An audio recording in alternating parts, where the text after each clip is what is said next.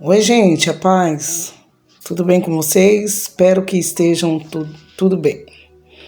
Bom, para quem não me conhece, eu sou a pastora Antônia e é um prazer muito grande ter você aqui no meu canal.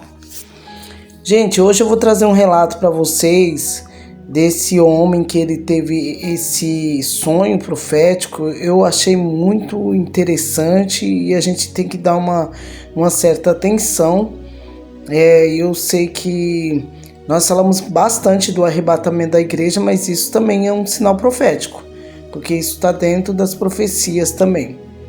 Então você assista aí, tira suas conclusões, tá bom? Eu trouxe aqui somente mesmo para ajudar a divulgar, porque eu creio que Deus revela assim. Deus fala que nada vai ficar encoberto que não seja descoberto, tá bom? Então vamos ouvir aí esse relato desse homem aí, que ele me parece uma pessoa bastante sincera e que ele é uma pessoa que realmente serve a Deus, e vamos ouvir sim, tá bom? Que Deus venha falar contigo e você possa estar atento a todos os sinais que nós temos visto nesses últimos dias. Deus abençoe, vamos aí ao vídeo. Nesse vídeo eu vou revelar para você o ano que começa o governo do anticristo, conforme o sonho que eu tive. E antes que você fale, é apenas um sonho, eu só estou contando isso daqui por dois motivos. O primeiro é que nos últimos 5 anos da minha vida eu tive muitos sonhos proféticos, muitos deles direcionados para a Igreja de Jesus e muitos deles especificamente para pessoas. Principalmente nos 2 últimos anos eu tive muitos sonhos que envolviam pessoas específicas. E todas as vezes que eu entrei em contato com essas pessoas para contar o sonho que eu tive, ou aquilo estava acontecendo, ou aquilo aconteceu e se cumpriu logo em seguida, alguns meses depois, geralmente meses depois. E todos os sonhos proféticos que eu tive durante esses últimos 5 anos da minha vida, todos eles se cumpriram. Então, isso não estou dando base para dizer que vai se cumprir o sonho do ano do anticristo, mas é no mínimo digno de atenção esse sonho. E o segundo motivo pelo qual eu estou contando é porque essa semana agora eu quase morri, passei mal, fui parar no hospital e eu fiquei imaginando comigo, se eu tivesse morrido, eu teria deixado de passar uma informação tão valiosa para a igreja, para que a igreja fique alerta, né, sobre essa questão, tá bom? Então é por isso que eu vou contar aqui. E só para você entender o nível de sonho que eu tenho tido nos últimos anos, eu vou dar 2 exemplos aqui de sonho que eu tive e que se cumpriram. Eu sonhei com a morte de uma pessoa, um dono de uma oficina mecânica que eu costumava levar meu carro, e no sonho eu chegava na oficina para consertar meu carro e todos os funcionários faziam expressão de luto. E eu perguntava, pessoal, cadê o seu Fernando? E as pessoas, o funcionário fazia a cabeça baixa assim para mim. E resumindo, né, o seu Fernando, que era o dono daquela oficina, ele tinha falecido. A oficina de família, então era ele, o pai, ele como pai, e tinha os filhos dele trabalhando lá também nessa oficina. Eu não quis contar isso para os filhos, né? Não quis ir lá na oficina nem contar isso, até porque é um sonho difícil de ser contado, mas eu compartilhei com um amigo, o Márcio Batista, né? Um amigo que também consertava o carro lá nessa oficina. E ele falou para mim, rapaz, o seu Fernando tá doente, parece que ele tá com câncer, alguma coisa aconteceu assim, que ele até tá internado. Eu falei, caramba, rapaz, sério? Falei, eu vou ficar quieto, não vou nem falar isso com o Léo, né, que é o filho dele, vou ficar quieto. Cara, 3 meses depois, mais ou menos, recebo a notícia, né, na internet que o seu Fernando havia falecido. Fiquei triste a beça por ter tido esse sonho, mas infelizmente eu tive o sonho e alguns meses depois aconteceu de fato. Depois que passou isso, o falecimento do seu Fernando, eu tive na oficina e o Léo, filho dele, já estava lá trabalhando, Não tive coragem também de contar que eu tinha tido esse sonho, mas depois que ele começou a conversar comigo, quem conhece o seu Fernando sabe que era aquele cara bruto, né? E ele tinha recebido Jesus no seu coração. Quando ele tinha ficado doente, ele estava nesse processo e tinha recebido Jesus. Então eu ali pude contar o sonho para o Léo, e o Léo viu claramente que foi para a glória de Deus, foi Deus que o chamou, porque quem conhece ele sabe, né, que o seu Fernando era uma pessoa bem difícil para receber Jesus, assim, não era a praia dele evangelho, e ali o filho dele pôde ver que esse sonho mostrou que foi Deus que preparou tudo aquilo e que o levou para a glória dele. O outro sonho que eu tive, que eu posso relatar aqui, que é fácil, né, você ver que é verdade o que eu estou falando, é sobre o surgimento de uma comunidade, de uma igreja. Eu sonhei com um rapaz chamado Juan Magalhães, né? Eu só conhecia ele por ser um baixista, né?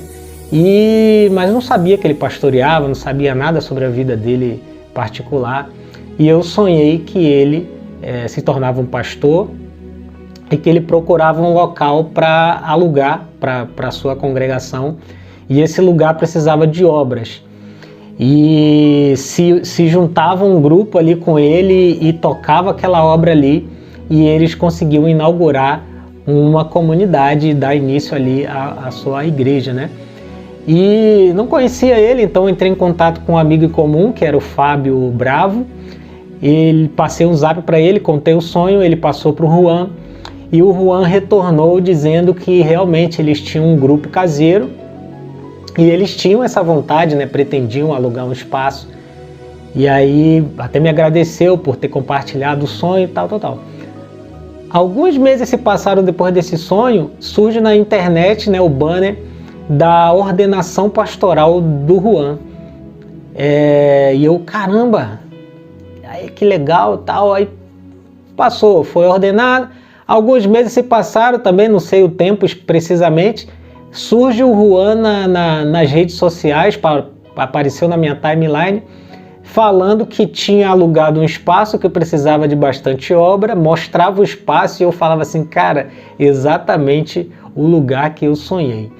E logo em seguida ali se juntaram várias pessoas, fizeram aquela obra, e hoje tem lá a comunidade Zelo, que eu não conheço nem o Juan, nem ele me conhece, não conheço ninguém de lá, mas eu posso garantir que surgiu no coração de Deus.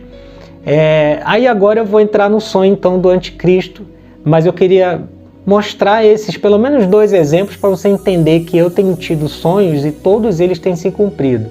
Então, no mínimo, a gente como igreja precisa dar uma atenção para esse sonho.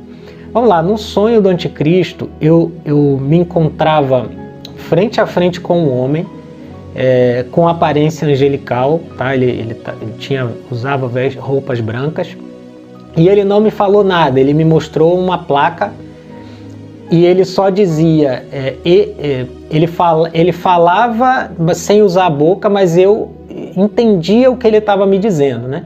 E ele dizia, este é o ano que começa o governo do anticristo. Me mostrou uma placa, e na placa tinha o ano lá. Aí eu olhava para o ano e falava, cara, mas está muito perto. Como que você me prova que esse é o ano que começa o governo do anticristo? Então ele puxou do bolso assim, 2 folhas, e eu entendia que aquelas 2 folhas eram 2 páginas das escrituras, né, da Bíblia, e ele colocava uma na frente da outra, e ele pegou um negócio preto, tipo uma cartolina preta, que tinha 4 círculos, né, vazados. E aí quando ele botou as 2 páginas da Bíblia, assim, uma por trás da outra, ele passava assim esse negócio preto e parou no lugar. Quando ele parou no lugar, os buracos vazados nessa cartolina mostravam esse ano. E o ano era 2025. E eu confesso que eu fiquei muito assustado, porque eu falei, falta muito pouco tempo. Então, o ano que me foi revelado, me foi mostrado nesse sonho, é que em 2025 começaria o governo do anticristo. A gente não sabe, né, se o governo dele já começa e ele já faz aliança com as nações, com Israel, enfim, ou se ele começa e só depois de um tempo que ele vai fazer as alianças. Então, nada disso é para a gente ficar cogitando. A minha intenção aqui é mostrar o que eu sonhei e dizer, igreja, no mínimo, precisamos dar um pouco de atenção devido ao cumprimento dos outros sonhos que eu tive durante esses 5 anos. Então, dê atenção, ore a respeito. Eu, como igreja, pararia essas programações contínuas que estão tendo e focaria um pouco mais nesse tempo na volta de Jesus, em treinar as pessoas, em esclarecer a sua escatologia. Eu acho que é muito importante parar nesse tempo e fazer uma análise para que a gente não seja pego de surpresa nesse tempo. Alguns creem de uma forma sobre arrebatamento, sobre milênio e enfim, mas eu acho que a questão aqui não é essa, é basicamente a gente estar atento para que, se for o tempo, a gente saiba que esse tempo está próximo e saber também como agir durante esse tempo. Como que vamos agir durante o governo anticristo, né? Para quem acredita que vai ser arrebatado antes, beleza, mas para quem não acredita que vai haver arrebatamento antes do anticristo, é um caso a ser pensado aí, analisado, porque como igreja eu acho que a gente está num momento muito crucial e a gente precisa focar na volta de Jesus. Para com as programações, para com congresso, conferência, escola, um monte de gente aí ganhando dinheiro com o evangelho, ganhando dinheiro com cursos do evangelho, curso de não sei o que, curso de escatologia, curso, né? Cara, nós estamos num tempo onde precisamos ficar como sentinelas, olhando para Jerusalém, olhando para o nosso horizonte, para que a gente possa, como aquele sentinela que gritou lá quando as virgens, né?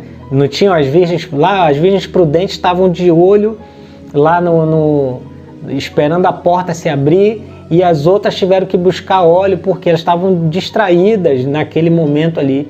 E aí alguém, um sentinela, grita: eis o noivo sair ao seu encontro. Então é bom que a gente como igreja pare tudo para focar na eternidade, tá? Esse é o meu recado.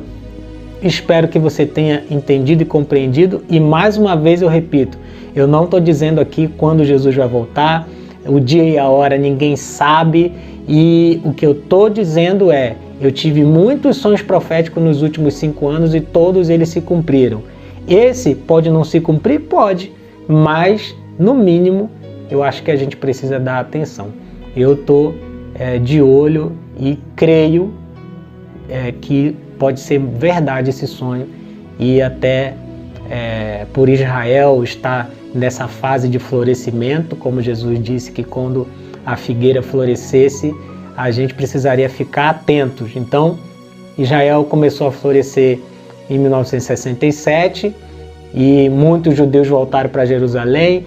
Existe uma expectativa de a qualquer momento começar a construção do 3º templo. Muitas coisas estão mudando e eu acho que a gente não pode ficar distraído com um monte de congresso, conferência e outras coisas que não sejam alinhados e focados com a volta de Jesus. Então esse é o meu recado, espero que Deus te abençoe, compartilhe isso com várias pessoas, com a Igreja de Jesus, porque no mínimo a igreja precisa dar atenção a esse ano de 2025. Um abraço, fique com Deus e qualquer coisa, estou por aqui.